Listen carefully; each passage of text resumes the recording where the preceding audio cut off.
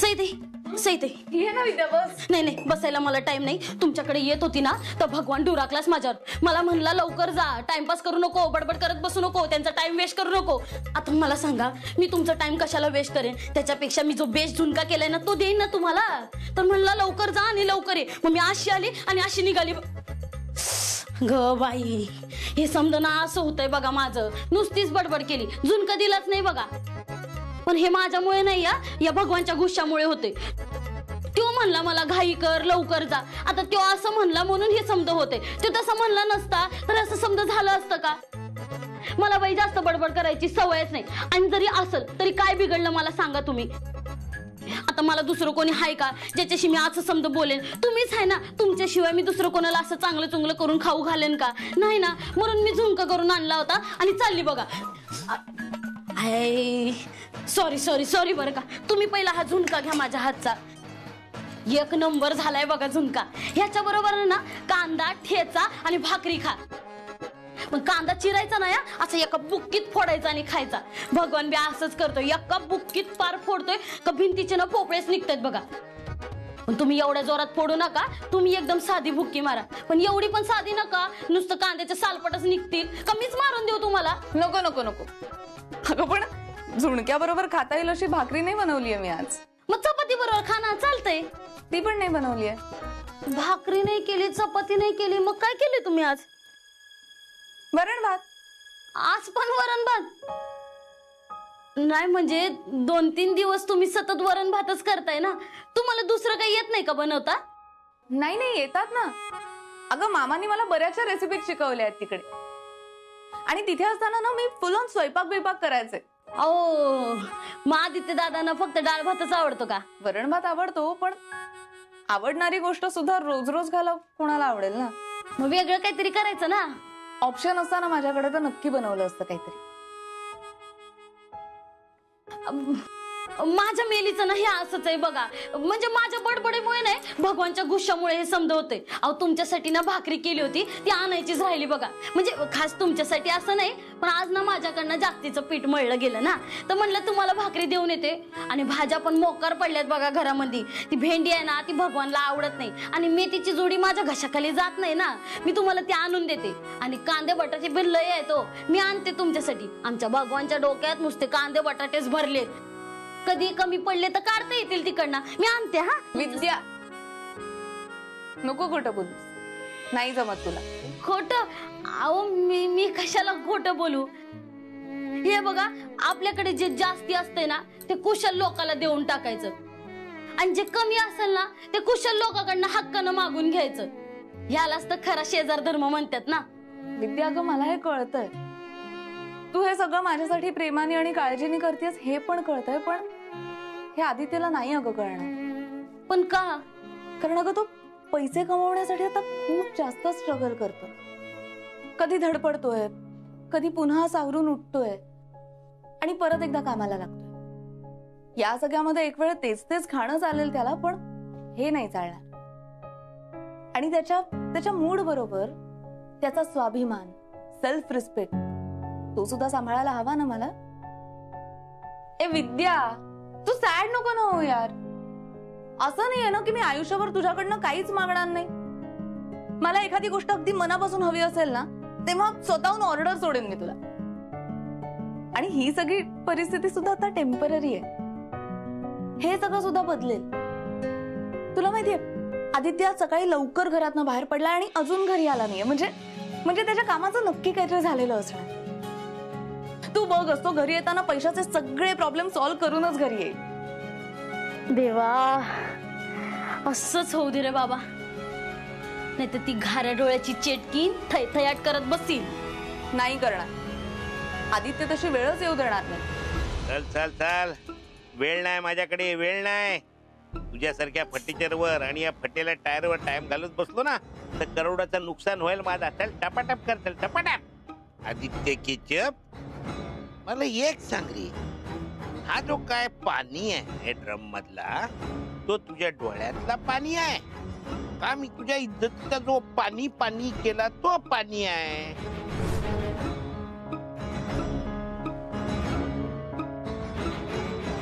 चल मेरे घोडे टिक टिक टिक, चल मेरे घोडे टिक टिक टिक. नीट फिट कर, नीट फिट कर, नाहीतर तुझ्या जिंदगीची गाडी कशी घासपटत चालली ना, तशी माझी गाडी पण घासपटेल. आणि माझी गाडी जर घासपटली तर तुला या नोकरीवरनं पण रफादफा करेल मी. कळला काय आदित्य केचाप?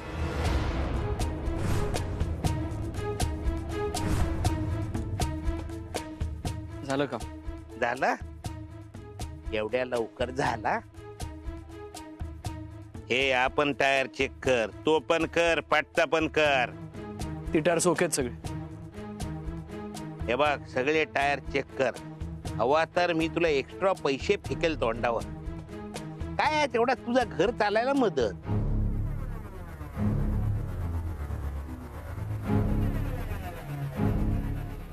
आदित्य केचप, मला तुझी हालत बघवत नाही रे. अरे चांगला आपल्या कामाशी काम ठेवायचं तर माझ्या कामात उंगली केलीस. अरे मला सपोर्ट केला असतास तर त्याच उंगलीमध्ये प्युअर डायमंडची अंगठी घातली असती मी. पण तुझे इंटरेस्ट भलतेच. अरे चांगला हत्तीवर ना फिरायचं सोडून रस्त्यावरचे कुत्रे पाळलेस तू. आता तेच कुत्रे त्यांना बिस्किट घालणाऱ्या लोकांसमोर शेपटी हलवत बसल्या असतील आणि तू तिथे घाम घालतोयस.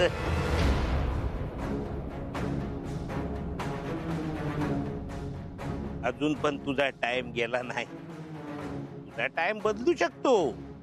जेडी जेडी तुझा टाइम बदलू शकतो. तुला स्पेशल ऑफर देतो खास तुझ्यासाठी. हे फालतू काम सोड, मी तुला माझ्या लेवलचं काम देतो. ये टायर फायर बदलून तुला जेवढे पैसे मिळतील ना एका वर्षात तेवढे एका आठवड्यात कमवशील. फक्त एकच करायचं, जेडीच्या पायाशी ये. जेडीच्या पायाशी ये. तुझ्यासाठी नाही रे बाबा, तुझ्या चिकन्या चुपड्या बायकोसाठी ऑफर देतोय. अरे एवढी चिकनी चुपडी बायको तुझी,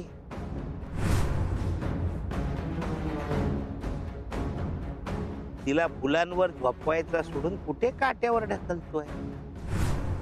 अरे तिला गरम रस्त्याचा चटका बसू नये म्हणून तिच्या पायाखाली मी झोपायला तयार आहे. आणि तू तुझ्या बायकोसाठी माझ्या पायाशी येऊ शकत नाही.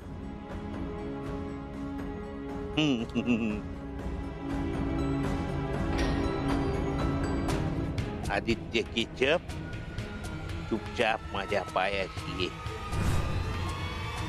नाहीतर तुझ्या बायकोला माझ्याकडे सोडून तू जा.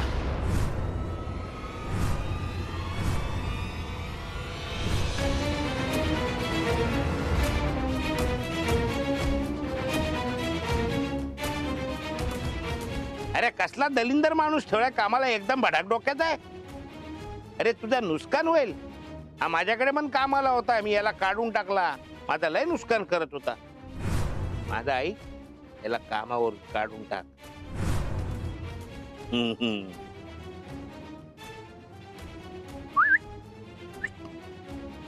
तुझा डोका थंड झाला ना की मग माझ्या पायाशी ये.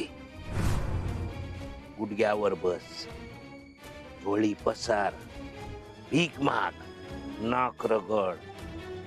कारण आता माझ्या पायाशी येण्या वाचून तुला दुसरा कुठलाच ऑप्शन नाहीये. आदित्य केचप लबाड. ए चल गाडी काढ, चल. अरे पागल वागल हो गया क्या तू? तुम्हाला माहित नाही तो माणूस. मी तुम्हाला सगळं नीट सांगतो. अरे तू क्या करके रहा तू निकल, तू निकल. अरे निकल, तू निकल. आजच्या कामाचे पैसे तरी द्या. पैसे? अरे तूने काम का नुकसान कर दिया. पैसा चल निकल, निकल.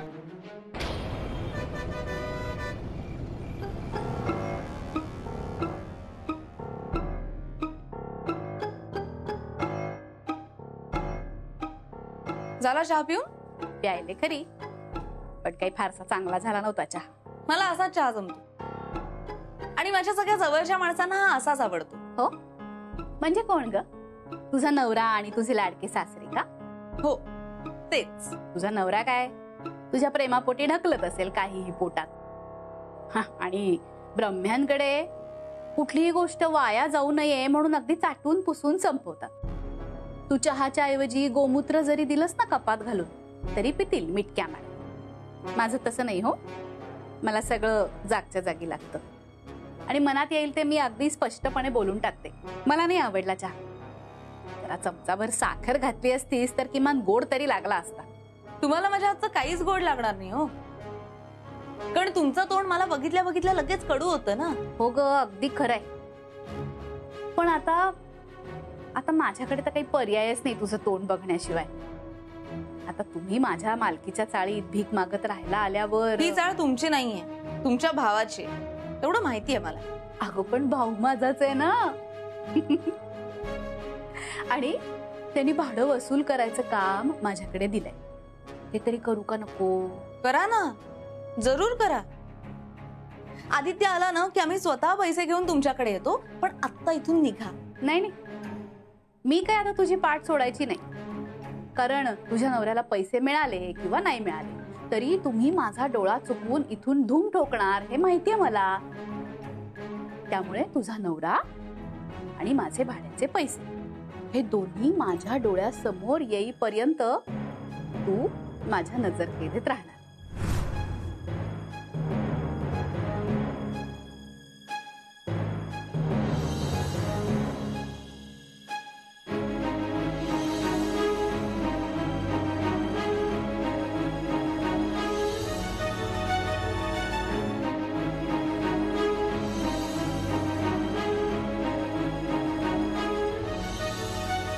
रमला कुठे ग कान्हा तिन्ही सांजा झाल्या. रमला कुठे ग कान्हा तिन्ही सांजा झाल्या. रमला कुठे ग का. ऐक ना,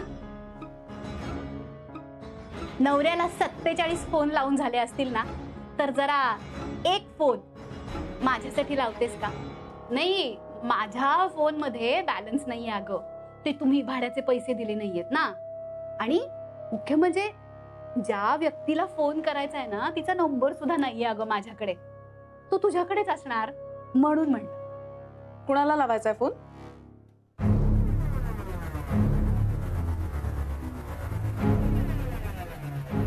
तुझ्या आईला. अगं बघतेस काय अशी? आता मी बोलावं अशी तुझी इच्छा नसेल तर तू बोल.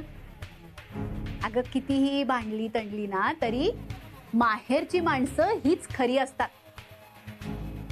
जरा गयावया केली ना की पागळतात अगं. मला अनुभव आहे ना.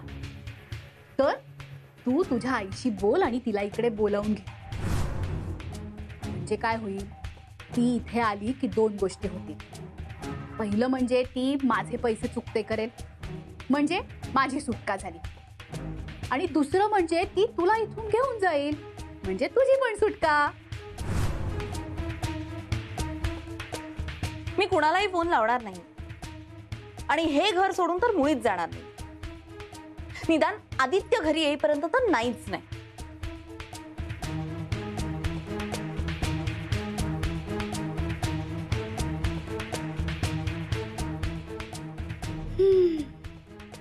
तो कसला येतोय आता?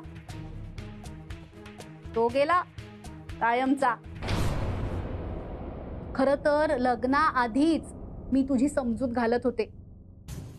तेव्हा तुला पटलं असतं ना तरी वाचली असतीस या सगळ्यातनं. पण नाही. अगं हे ब्रह्मे काय हे सगळे असलेच. त्यांना ना बाईची गरज कळतच नाही आणि जबाबदारी तर त्याच्याहून झेपत नाही. तर तुझ्या दादा मामाचंच उदाहरण घे. त्याला जेव्हा लग्न, संसार, जबाबदाऱ्या, खर्च हे सगळं झेपेन असं झालं तेव्हा त्यांनी काय केलं? काही हातपाय हलवले? नाही. त्यांनी सरळ सगळ्या जबाबदाऱ्या झटकून मलाच घराबाहेर काढलं. आणि मग उरलेल्या 3 भावांनी बाई वाईट, लग्न नकोच असा नारा देऊन ब्रह्मचर्य स्वीकारलं. सोप्या झाल्या ना गोष्टी. तुझा आदित्य पण तसाच. जोवर त्या घरात मामांच्या छत्रछायेखाली होता ना तोवर ठीक होतं. आता स्वतः धमक दाखवायची वेळ आल्यानंतर धाबदण आणलं असणार. आणि पैशाची सोय होत नाही म्हटल्यावर परस्पर कुठेतरी पसार झाला असणार. तो काही आता परत इथे येत नाही.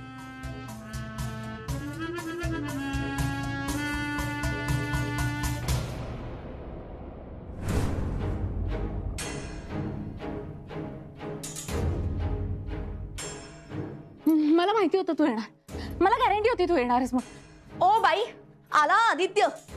आदित्य प्लीज प्लीज तू आत्ताच्या आत्ता या बाईला पैसे देऊन टाक. या बाईने इतकं डोकं खराब केलंय ना माझं. सतत बडबड बडबड बडबड करत. नाही तू ये आत्ताच्या आत्ता हिला पैसे दे. सगळा काय तो हिशोब क्लिअर करून टाक. फुल अँड फायनल. अरे तू गप्प काय, काम मिळालंय ना तुला.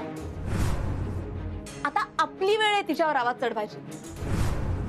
हे बघ एकदाच तिला सगळे तिचे पैसे देऊन टाक. सगळा हिशोब क्लिअर करून टाक आणि मग आपण या घरातून निघून जाऊ. तसंही तुला या घरात राहायचं नव्हतंच ना. मग आता तर हे सगळं आणखीन सोपं झालंय. तुझ्याकडे पैसे आलेच.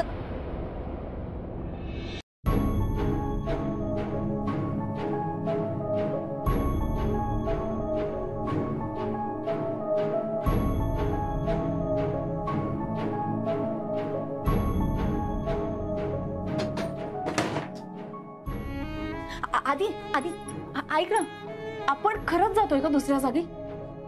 तू शोधली आहेस नवीन जागा कुठे?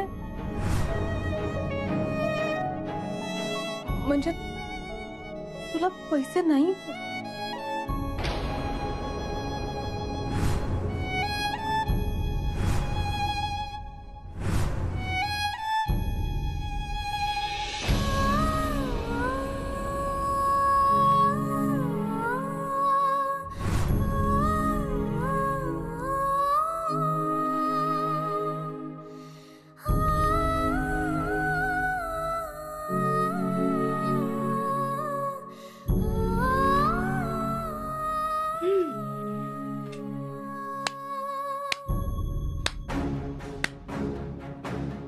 अभिनंदन अभिनंदन अभिनंदन. आपण आपल्या मामांच्या पावलावर पाऊल टाकत आपला नाकर्तेपणा सिद्ध केलेला आहे.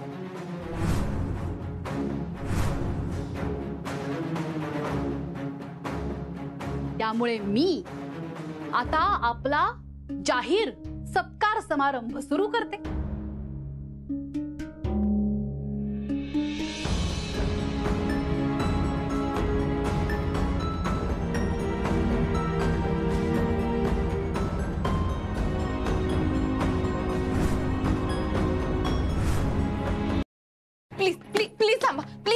एक मिनिट प्लीज थांबा.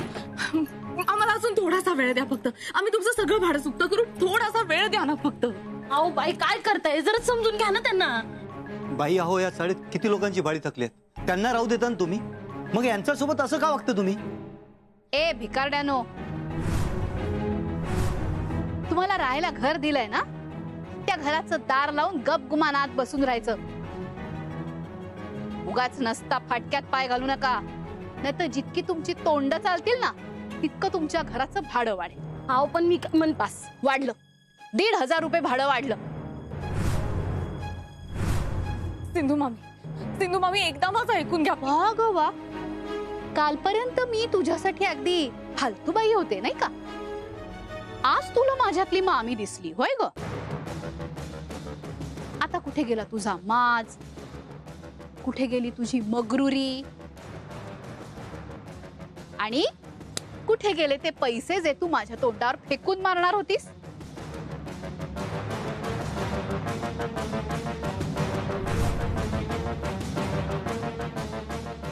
बघा तुम्हालाही माहिती आहे नोकरी मिळवणं इतकं सोपं नाहीये. आणि आम्ही तुम्हाला पैसे दिलेच नाहीयेत असं तर झालं नाहीये ना. मग हा महिना संपायच्या आत आम्ही सगळे पैसे देऊन टाकू तुम्हाला. या महिन्याचे काय पुढच्या महिन्याचे सुद्धा पैसे देऊ. पण आता आता प्लीज आम्हाला असं हाकलवून लावू नका डिरेक्ट प्लीज. का ग, मला घराबाहेर हकलताना अगदी आनंदाच्या उकळ्या फुटत होत्या. तुला मज्जा आली होती नाही का. मग आता तीच मज्जा, तोच आनंद मला उपभोगू दे की जरा. ते काही नाही, तुम्हाला भाडं भरता आलं नाही ना, मग आता त्या भाड्याच्या ऐवजी आजवरचं सगळं उट्ट मी भरून काढणार. आणि साग्र संगीत हकालपट्टी काय असते हे आता ही सिंधू तुला दाखवणार.